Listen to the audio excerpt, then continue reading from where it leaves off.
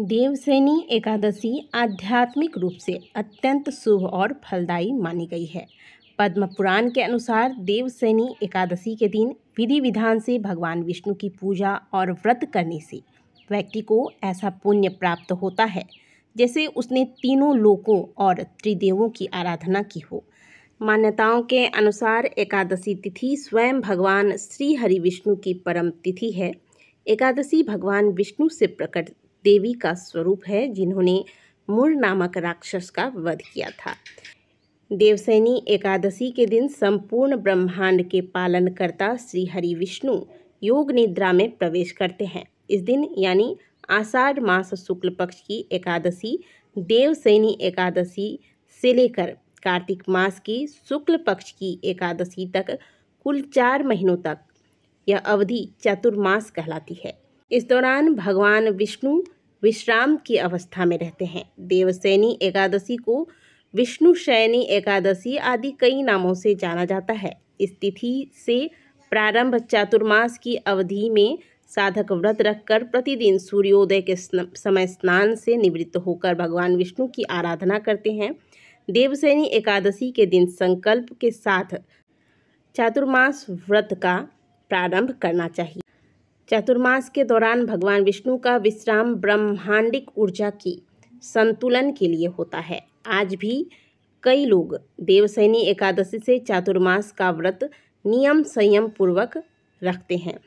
ये नियम है इस दौरान एक बार केवल भोजन करना, श्रावण मास में शाक, भाद्रपद मास में दही, अश्विन मास में दूध और कार्तिक में दाल ग्रहण नहीं किया जाता। ऐसा करने से स्वास्थ्य उत्तम रहता है। इस तिथि से जब भगवान विष्णु योग निद्रा में होते हैं तब सभी प्रकार के शुभ कार्य जैसे विवाह, गृह प्रवेश, यज्ञोपवीत संस्कार आदि इस अवधि में नहीं किए जाते हैं। मान्यता है कि जब ब्रह्मांड के पालनकर्ता श्री विष्णु विश्राम कर रहे होते हैं तब सभी मांगलिक कार्य बंद कर दिए जाते हैं। ऐसे में कोई भी मांगलिक कार्य करना उचित नहीं होता। इसलिए इस 4 महीने में संयम, साधना, व्रत पर विशेष बल देना चाहिए। हिंदू पंचांग के अनुसार आषाढ़ मास के शुक्ल पक्ष की एकादशी साल 2025 में 5 जुलाई को शाम 6:58 पर आरंभ होगी और इस तिथि का समापन 6 जुलाई को शाम 9:14 पर होगा।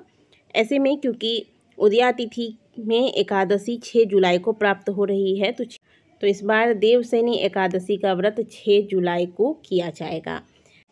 इस दिन सुबह जल्दी उठकर स्नान करें, पीले रंग के वस्त्र धारण करें, भगवान विष्णु की प्रतिमा या फोटो या लड्डू गोपाल जी अगर आपने रखा है तो इनका अभिषेक करें, स्नान कराएं। भगवान विष्णु को पीले वस्त्र, पीले जनेऊ, पीले फूल, फल, मिठाई, धूप, दीप, तुलसी दल आदि अर्पित करें। ओम नमो भगवते वासुदेवाय मंत्र का 108 बार जाप करें। देवशयनी एकादशी व्रत की कथा का पाठ करें या सुनें।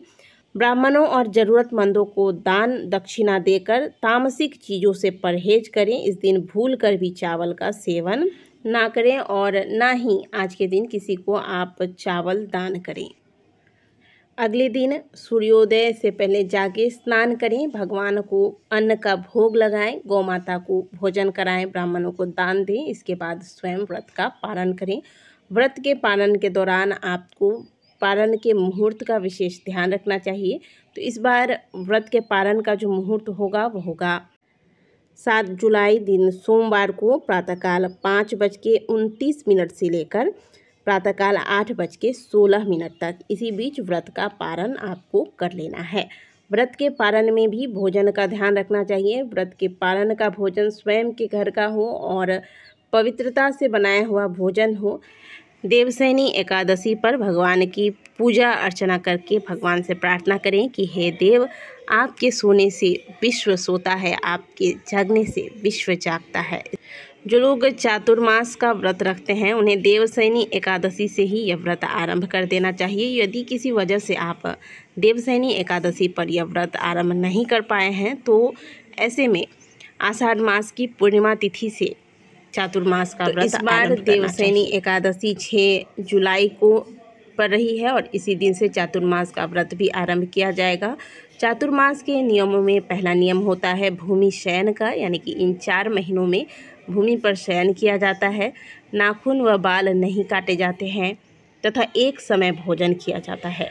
हजारों अश्वमेघ यज्ञ को करने से जो फल प्राप्त होता है, बिल्कुल वही फल चातुर्मास के व्रत के नियमों का पालन करने से होता है। इन 4 महीनों में गुड़ का त्याग करना चाहिए, यानी कि गुड़ का सेवन नहीं किया जाता है। इसके अलावा इन 4 महीनों में जो लोग चातुर्मास का व्रत रखते हैं, उन्हें तेल या घी का सेवन नहीं करना चाहिए। साथ ही इन 4 महीनों में पान नहीं खाना चाहिए। साथ ही शास्त्रों में यहाँ तक वर्णन आता है कि जो इन 4 महीनों में दूध दही का त्याग करता है, उन्हें गोलोक की प्राप्ति होती है। चातुर्मास में इन सभी नियमों में से जितना हो सके नियमों का पालन करना चाहिए और भगवान विष्णु के मंत्रों का शुद्ध चित्त से जप करना चाहिए। चातुर्मास के दौरान जब भी आप भोजन करें तो धरती पर भोजन करें, यानी कि धरती पर बैठकर भोजन करना चाहिए। इस दौरान जो भगवान के मंदिर की सफाई करता है, उसे वैकुंठ लोक की प्राप्ति होती है। तो घर के आसपास यदि विष्णु भगवान का मंदिर है या शिव जी का कोई भी मंदिर है, आसपास जो भी मंदिर हो, किसी भी स्वरूप में भगवान का मंदिर आपके घर के आसपास है, उस मंदिर की सफाई करें। चातुर्मास के दौरान गुड़, तेल, शहद, मूली, परवल, बैगन एवं शाक पात आदि ग्रहण नहीं करना चाहिए। साथ ही दही और भात का सेवन भूलकर भी नहीं करना चाहिए। चातुर्मास व्रत का पालन करने वाले को अन्यत्र भ्रमण नहीं करना चाहिए, यानी कि एक ही स्थान पर रहकर देव अर्चना करनी चाहिए। इस अवधि में ब्रह्मचर्य का पूर्ण रूप से पालन करना चाहिए। इन 4 महीने में व्यर्थ के वार्तालाप, अनर्गल बातें और मनोरंजन के कार्य आदि त्याग देने चाहिए। अधिकतर समय मौन ही रहना चाहिए। साधुओं के साथ सत्संग का लाभ लेते रहना चाहिए। नित्य संध्या वंदन करें, नित्य विष्णु जी की पूजा करें तथा इस पूरे महीने में आप जितना हो सके दान पुण्य इत्यादि करते रहें। तो इस प्रकार से ये होते हैं चातुर्मास के नियम। जितना संभव हो सके इन नियमों का पालन करते रहें और भगवान के नाम का चिंतन करते रहें, भगवान के नाम का जप करते रहें। आशा करते हैं कि आज की दी गई जानकारी आपको अच्छी लगी होगी। वीडियो अगर आपको अच्छी लगी है तो वीडियो को लाइक करें। मिलते हैं आपसे अगले वीडियो में, तब तक के लिए ओम नमः शिवाय, हर हर महादेव।